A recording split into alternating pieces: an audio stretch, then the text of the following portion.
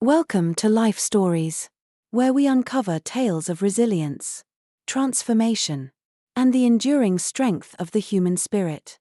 Today, we bring you the story of Becca, a woman who faced betrayal, heartbreak, and injustice, yet emerged stronger and wiser, carving a path of forgiveness and triumph. Her journey will take you through the depths of pain to the heights of redemption, reminding us all of the power of hope and love. Subscribe now to join us as we begin today's story, a tale that will inspire and move you. Let's dive into Becca's extraordinary life.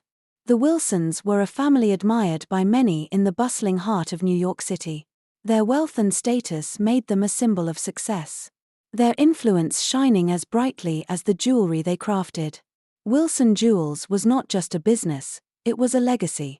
Owned by the charismatic and ambitious Charles Wilson and his equally sophisticated wife, Margaret. The brand dominated the market with its exquisite designs. Yet, despite their outward perfection, the Grand Wilson estate harbored a void, a silence that echoed through its halls. For years, the Wilsons yearned for a child. Every day, Margaret would wander through the sprawling estate, picturing it filled with the laughter of a child, the pitter-patter of tiny feet running through the grand corridors.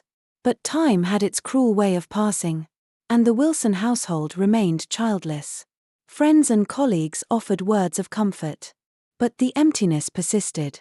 Charles, though always composed, would often sit by the window in his study, gazing at the city skyline, his face a picture of quiet yearning. One winter evening, after years of hoping, the couple made a decision that would alter the course of their lives. They visited an orphanage in the quieter suburbs, seeking not just a child but the warmth and joy they had long been denied. Among the children there, one stood out, an albino girl with pale skin, snow-white hair, and soft, unusual eyes that seemed to hold a world of dreams. Her name was Becca. She was delicate, almost ethereal, but her smile carried an innocence and warmth that immediately captivated the Wilsons. Margaret's heart softened as she knelt before Becca, brushing a lock of white hair away from her face. "Would you like to come home with us, sweetheart?" she asked gently. Becca nodded, her small hands trembling as she reached out. It was the start of a new chapter for both her and the Wilsons.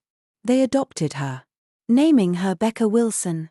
For the first time, the Wilson mansion was filled with laughter, and the silence that once haunted its halls was replaced by the lively energy of a child exploring her new world. Becca adored her parents. She clung to Margaret's every word, eagerly helping her pick out jewelry designs and listening to Charles's stories of his business triumphs. To the outside world, it seemed the Wilsons were finally complete. Becca, however, could never have predicted how fleeting her happiness would be. 2 years after Becca joined the family, Margaret received miraculous news: she was pregnant. The announcement was met with joy and celebration throughout the city. When Emily was born, the Wilsons spared no expense in showing their gratitude to fate.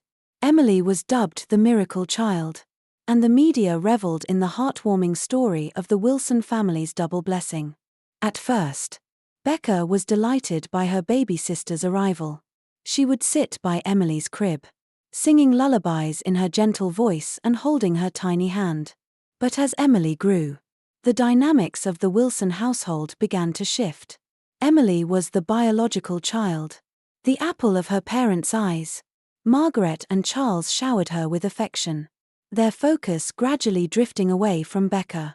The difference was subtle at first, but it became more apparent with time. When Emily took her first steps, the Wilsons threw a grand party to celebrate. Becca, trying to join the fun, accidentally spilled juice on the carpet. Margaret's stern voice echoed in the room. "Becca, you need to be more careful. You're older, you should know better." The words stung, but Becca didn't argue. She adored her sister and wanted only to make her happy. Yet, the incidents continued. Every broken vase, every misplaced item, it seemed Becca was always at fault. "Why can't you be more like Emily?" Margaret would say. her tone filled with disappointment. Emily, noticing the favoritism, began to exploit it. She learned that a single tear or a frown could shift any blame onto Becca. And Becca, eager to protect her sister's innocence, took the fall every time. She convinced herself it was her duty, that maybe if she tried harder, her parents would see her worth. But as the years passed, Becca's world began to shrink. The lively energy she once brought to the Wilson estate faded into quiet submission. The laughter that had filled the halls was now replaced by the distant sound of Emily's joy, a joy Becca was rarely part of. One evening, as Becca sat on the balcony of her room, the city lights twinkling in the distance, she hugged her knees and whispered into the cold air, "Maybe if I try harder, they'll love me too." Tears streamed down her face, but she quickly wiped them away, determined not to let her sadness consume her. She didn't want Emily or her parents to see her pain.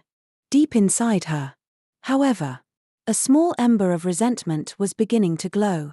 Becca didn't understand it then, but that ember would one day ignite into something much stronger, a desire for justice and recognition. For now, she remained the quiet, loving sister, willing to sacrifice her own happiness for the family she desperately wanted to be a part of. As Emily grew older, her charm became the centerpiece of the Wilson family's public image. She was celebrated for her beauty and grace, her every milestone a reason for another extravagant gathering. Becca, meanwhile, lingered in the background, always present but never truly seen. Her parents introduced Emily as their pride and joy, while Becca was barely acknowledged. Despite this, Becca adored her sister. She followed Emily wherever she went, offering support and companionship. She would braid Emily's hair in intricate patterns, help her pick out outfits, and even complete her chores whenever Emily felt too tired. Becca longed for Emily's approval, hoping that her efforts would bring her closer to her family. But Emily had grown accustomed to being the center of attention and saw Becca's kindness not as love but as servitude. One summer afternoon, the family was hosting a garden party. The sprawling lawn was filled with prominent guests dressed in their finest attire. Becca, as always, remained on the sidelines, quietly observing the festivities. Emily, wearing a pale blue dress that shimmered in the sunlight, danced among the guests, her laughter ringing out like a melody. "Becca," Emily called, beckoning her sister over. Becca's heart lifted as she hurried to Emily's side, hoping to share a moment of closeness. "Take this to Mama," Emily said, handing Becca a tray of empty glasses.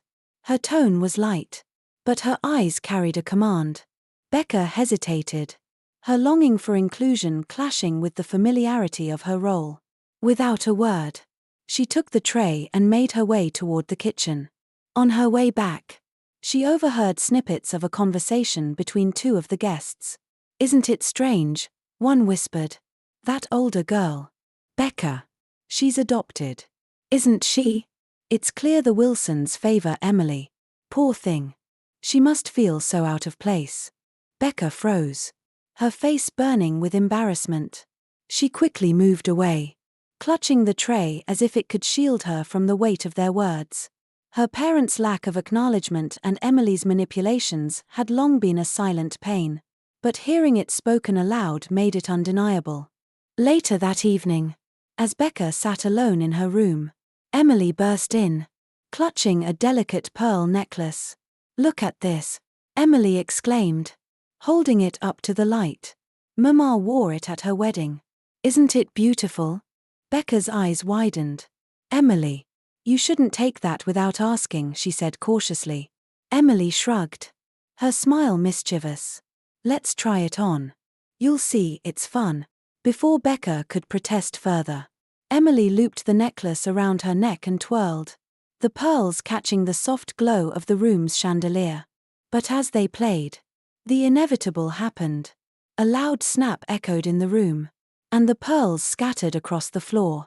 Emily's face paled, and she looked at Becca with wide, fearful eyes. "You have to take the blame," she whispered, her voice trembling. Mama will be furious. Becca's chest tightened. She wanted to refuse, to stand up for herself for once. But Emily's fear cut through her resolve. All right, Becca said softly. I'll tell her it was me. When Margaret found the broken necklace, her fury was swift and unrelenting. Becca, how could you? Do you have any idea how precious this is? She scolded, her voice rising. Becca tried to explain, but Margaret wouldn't listen. Go to your room. I don't want to see you for the rest of the night. As Becca sat alone, staring at the city lights through her window, her heart ached with a familiar sorrow. No matter how much she loved her family, they never seemed to love her back in the same way. Yet, despite the pain, she clung to the hope that her sacrifices would one day be acknowledged. But the seed of resentment was growing. Each act of kindness exploited, each unfair punishment endured, added to the silent storm brewing within her. Becca's world revolved around making her family happy. But a small, stubborn voice inside her began to ask, when will it be my turn to be loved? Becca's life continued in the shadow of her sister's brilliance. The Wilson family's days were filled with luxury and indulgence. But for Becca, it often felt as though she was living in a gilded cage. The parties, the opulence, the displays of wealth, none of it could fill the emptiness she felt within. Over time, the disparity between how Becca and Emily were treated became more glaring. If Emily forgot her homework, Becca was chastised for not reminding her. If Emily missed a chore, Becca was reprimanded for not stepping in. Every mistake seemed to trace back to her. Every burden placed squarely on her shoulders. Emily had grown skilled at navigating the favoritism. She knew that if she cried or feigned innocence, her parents would rally to her side. Becca, on the other hand, became the default scapegoat. Margaret and Richard rarely questioned Emily's stories, choosing instead to believe the version that fit their narrative of the perfect daughter and her less remarkable sister. One evening, as the family gathered for dinner, Emily accidentally spilled a glass of red wine across the pristine white tablecloth. Becca instinctively reached for a napkin to clean it.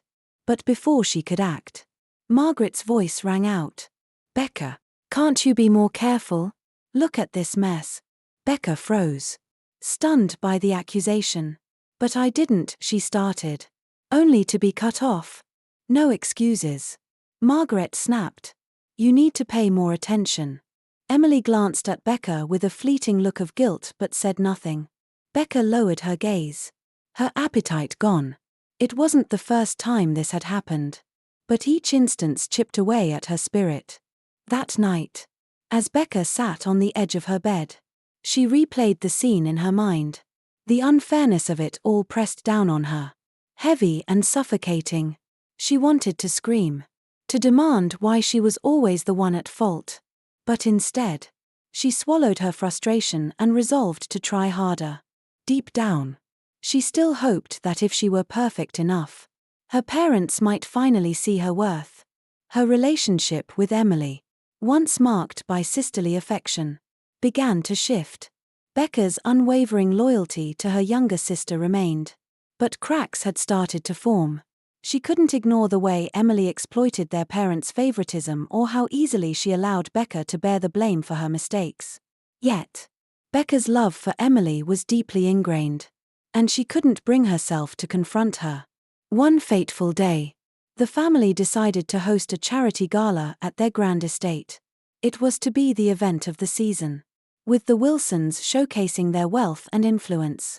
Margaret tasked Becca with overseeing the preparations, a daunting job that required weeks of planning. Emily, of course, was the star of the evening, with a custom-designed gown and a seat of honor. The night of the gala arrived, and the estate was transformed into a dazzling wonderland. Guests marveled at the decorations, the music, the grandeur. Becca, exhausted from the preparations, stayed in the background, ensuring everything ran smoothly. She spotted Emily in the crowd, laughing and glowing under the admiring gazes of their guests. Near the end of the evening, Margaret noticed a minor detail that had gone awry. The floral arrangements at the entrance didn't match her vision. She immediately sought out Becca. "How could you let this happen?" she hissed, her tone sharp with disapproval. Becca tried to explain that the florist had made a last-minute change, but Margaret wouldn't hear it. "This was your responsibility," she said coldly. "Do better next time." As the night drew to a close, Becca wandered out onto the balcony, seeking solace under the stars. She gazed out at the city lights, her heart heavy. No matter how hard she tried, it seemed she could never measure up. The loneliness she felt within her family was a constant ache, and she began to wonder if she would ever find a place where she truly belonged. Her thoughts were interrupted by Emily, who approached with a hesitant smile. "Thanks for all your hard work tonight," Emily said softly. "I know Mama can be harsh." Becca nodded, her emotions too tangled to respond. Emily's words, though kind on the surface, felt hollow. Becca wondered if her sister truly understood the weight of her sacrifices or the pain of being perpetually overshadowed.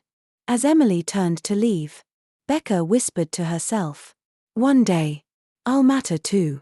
And with that quiet promise, a flicker of resolve ignited within her, hinting at the strength she didn't yet realize she possessed. As the years passed, Becca found herself growing more accustomed to being overlooked and blamed. It didn't hurt any less, but she learned to mask her pain with a quiet acceptance. Her world revolved around keeping her family content, always striving for the approval she so desperately craved. But her sacrifices went unnoticed, and her efforts were met with indifference. One fateful evening, the fragile balance of her life was shattered. Becca was in her room, curled up with a book, when Emily burst in. Her face was pale, her eyes wide with fear. In her hand, she clutched a sparkling diamond necklace, one of Margaret's most prized possessions. "Becca," Emily whispered urgently, "you have to help me." "What's wrong?" Becca asked, her concern for her sister immediate and instinctive. Emily held up the necklace, her hands trembling. "I broke it," she admitted, her voice shaking. "Mama will be furious if she finds out. Please." "Becca, you have to take the blame." Becca stared at the broken necklace, her heart sinking. She knew how much it meant to their mother, and she could already hear Margaret's sharp voice scolding her for her carelessness. She looked at Emily, her younger sister's face filled with desperation, and felt the familiar pang of responsibility. "Why, Emily?" Becca asked softly. "Why do you always come to me for this?" "Because you're the only one I can trust," Emily replied, tears welling up in her eyes. "Please, Becca. I can't handle Mama's anger. She'll never forgive me." Despite the unfairness of it all, Becca nodded. "Fine," she said, her voice barely audible. "I'll take the blame." Emily threw her arms around Becca, whispering, "Thank you. Thank you." But as her sister left the room, relief washing over her, Becca felt a weight settle on her chest. This time, the burden felt heavier than ever before. The confrontation came swiftly. Margaret discovered the broken necklace later that evening and summoned Becca to the living room. Richard stood nearby, his expression neutral as Margaret paced the floor, the fragments of the necklace clutched in her hand. "How could you be so careless?" Margaret demanded, her voice cold and cutting. "Do you have any idea how valuable this was?" Becca stood silently, her head bowed. She had long since learned that protesting her innocence only made things worse. Instead, she endured Margaret's scolding, each word a blow to her fragile self-esteem. When Margaret finally dismissed her, Becca retreated to her room, tears streaming down her face. That night, as Becca lay in bed, she realized something had shifted within her. For years, she had shouldered the blame for Emily's mistakes, believing it was her duty as the elder sister. But now, she felt a growing resentment not just toward Emily, but toward her parents, who had conditioned her to believe she was unworthy of love and acceptance. A few days later, Becca found herself alone with Richard in the study. He was reviewing documents for the family business. His demeanor calm and focused. Summoning her courage, Becca approached him. "Father," she began hesitantly, "can I ask you something?" Richard looked up. Surprised. "Of course. Becca. What is it? Why do you and Mama treat me so differently from Emily?" she asked. Her voice trembling. "What have I done to deserve this?" Richard's expression hardened. And he sighed. "Becca. It's not about what you've done. Emily is special. She's the face of our family's future. You're strong. Dependable. We count on you to handle things." Becca's heart sank. Strong and dependable, that was all they saw her as. Not a daughter. Not someone to cherish. But a tool to support their perfect image. She left the study feeling more invisible than ever. As the days turned into weeks, Becca began to withdraw from her family. The once small spark of resentment grew into a flame, fueling a determination to find her own worth. She knew that staying in the Wilson household would only suffocate her spirit further. Her first step toward independence came in the form of a part-time job at a local library. It wasn't glamorous, but it gave her a sense of purpose and a glimpse of a world beyond her family's suffocating expectations. For the first time, Becca started to envision a life where she wasn't defined by her parents' disdain or her sister's manipulations. But breaking free wouldn't be easy. Becca still loved her family. Despite everything, the thought of leaving them behind filled her with guilt and uncertainty. Yet, deep down, she knew that if she stayed, she would lose herself entirely. The path ahead was uncertain, but Becca was determined to find her own light, even if it meant walking away from the only world she had ever known. Becca's decision to step out of the Wilson household was both terrifying and exhilarating. For years, she had lived under the shadow of expectations and neglect. And now, the world outside the mansion's grand gates seemed vast and full of possibilities.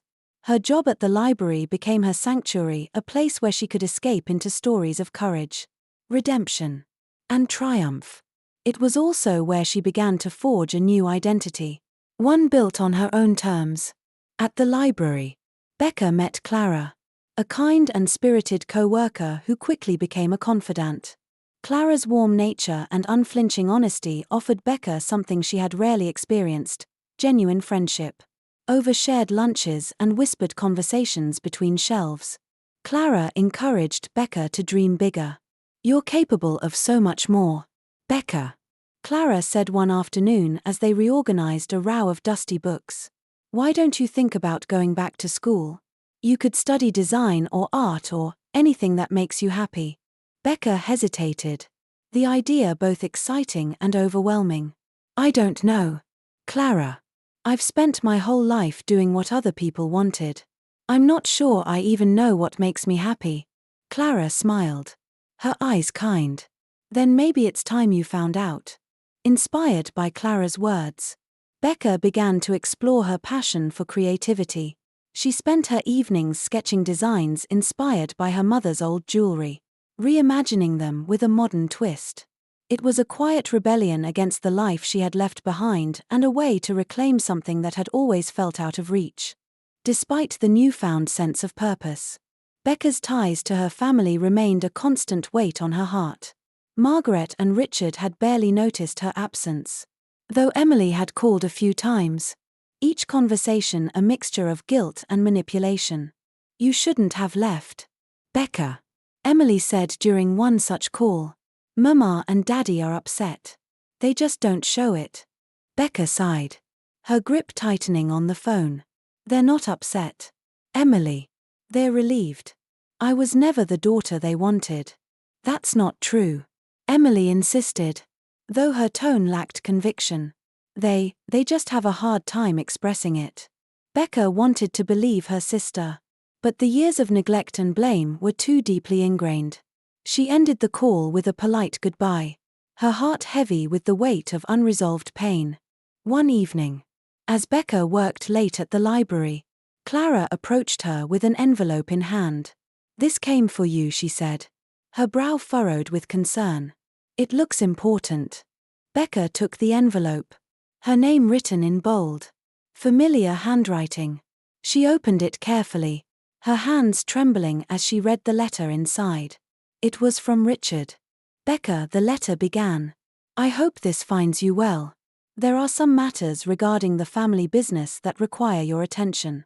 Please come to the house at your earliest convenience. The tone was formal, devoid of warmth. But the request intrigued her. For years, she had been excluded from anything related to Wilson Jewelry, their prestigious business. Why now? Against her better judgment, Becca decided to visit the family home. As she walked through the grand doors, memories of her childhood flooded back, both the good and the bad. She found Richard in his study, his expression unreadable. Becca, he said, gesturing for her to sit. I won't mince words. Wilson Jewelry is struggling. Sales have declined, and we're losing clients to newer, more innovative companies. Becca stared at him, her mind racing. What does this have to do with me? She asked cautiously. Richard leaned back in his chair, his gaze piercing. You've always had an eye for design. I've seen the sketches you left behind. They're impressive. We could use your creativity. The compliment felt hollow, a desperate attempt to reel her back in. Becca's chest tightened as she realized the truth. Richard didn't want her back as a daughter. He wanted her as a tool to save the family business.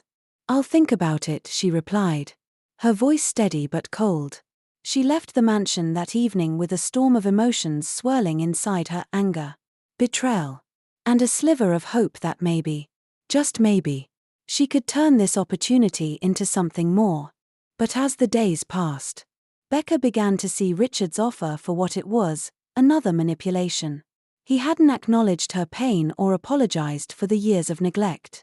Instead, he had reduced her worth to what she could provide for the family's benefit. Fueled by a newfound determination, Becca decided she wouldn't let the Wilsons define her anymore. She would use her talents to build something of her own, something that reflected her dreams, not theirs. And for the first time in her life, she felt a spark of hope that she could create a future free from their shadows. Becca poured her energy into crafting a life beyond the Wilson family's influence. Inspired by Clara's unwavering support and her own resilience, she decided to take a bold step, launching her own jewelry line. She named it Lumina Designs, a nod to the light she had found within herself after years of darkness. At first, the endeavor was daunting. Becca had no capital, no established network, and no assurance that her work would resonate. She worked tirelessly, saving every penny from her library job to fund her dream. Late into the nights, she designed intricate pieces that reflected her journey, elegant yet understated, modern yet timeless. Each design carried a story, just as she did. Her first collection debuted at a small artisan market in the heart of the city. Becca set up her modest stall with a mix of hope and nervousness. As the day unfolded, curious onlookers turned into eager customers. People admired her work, not just for its beauty but for the emotions woven into each piece. By the end of the market, Becca had sold out of her collection, and Lumina Designs was officially on the map. News of her success traveled quickly. Clara cheered her on, spreading the word about Becca's talent to anyone who would listen. Soon, local boutiques began reaching out, eager to carry her designs. For the first time, Becca felt the warmth of recognition not from her family, but from the world she had built on her own terms. However, as her business flourished, so did the whispers. It wasn't long before the Wilsons caught wind of Becca's rising star. Margaret was the first to call, her tone uncharacteristically cordial. Becca, darling. Margaret began, her words sugary yet laced with guilt. I've been hearing such wonderful things about your work. We're so proud of you. Becca's chest tightened. For years, she had yearned for those words, but hearing them now felt hollow. She knew they weren't born of genuine pride but of self-interest. The Wilsons needed her, just as they always had. but only when it served their purposes. "Thank you, Mother," Becca replied, her voice calm yet distant. "But I think we both know what this call is really about." Margaret faltered, caught off guard by Becca's newfound confidence. "Well, darling, perhaps we could have dinner soon. As a family. To reconnect." Becca considered the offer carefully. Part of her still longed for the family she had always dreamed of. But another part understood that reconciliation would come at a cost. "I'll think about it," Becca said simply, ending the call. That evening, Becca found herself lost in thought. Her life was finally taking shape. Yet the wounds of her past remained tender. She realized she couldn't move forward without addressing the broken relationships that lingered like shadows. When she finally agreed to meet the Wilsons, it was on her terms. She invited them to her small but elegant studio, a space that reflected her journey and her growth. Margaret, Richard, and Emily arrived, their faces a mixture of surprise and unease as they took in the beautiful displays of Becca's work. "This is impressive, Becca," Richard said, his tone grudgingly respectful. Becca met his gaze, her voice steady. "Thank you. It's taken years of hard work and support from people who believed in me." The conversation was tense but civil as they navigated through pleasantries. Finally, Becca turned to Margaret. "Why now, Mother? Why the sudden interest in my life?" Margaret hesitated, her polished demeanor cracking under the weight of Becca's question. I suppose I've realized how much we've taken you for granted." "And?" Becca pressed, her eyes unwavering. Margaret's voice faltered. "And I'm sorry, Becca. Truly. We were wrong." For a moment, silence filled the room. Becca searched Margaret's face for sincerity, finding traces of regret but also the familiar hint of self-preservation. "Thank you for saying that," Becca replied finally. "But apologies don't erase the past. They're a start, not a resolution." The evening ended with tentative steps toward reconciliation. But Becca remained cautious. She knew that rebuilding trust would take more than words. As the Wilsons left her studio, Becca felt a mix of relief and resolve. She had faced her past without losing herself in it. And as she stood amidst her creations, she knew her future was hers to shape, free from the constraints of anyone else's expectations. In the quiet glow of her studio, Becca gazed at the world she had built, a world born from resilience, strength, and a fierce determination to rise above the shadows of her past. Though the scars of her journey remained, they no longer defined her. She had found peace not in vengeance, but in carving her own path and embracing the beauty of forgiveness. Her family's acknowledgement of their mistakes was a step toward healing. But it was her own courage and self-worth that had brought her true freedom. Becca's story was no longer one of pain but of triumph, a testament to the power of transformation. As she prepared for her next chapter, Becca knew that her story wasn't just hers, it was a reminder to all that light can emerge from even the darkest places. Thank you for watching. Subscribe to Life Stories for more inspiring tales like this. See you in the next video.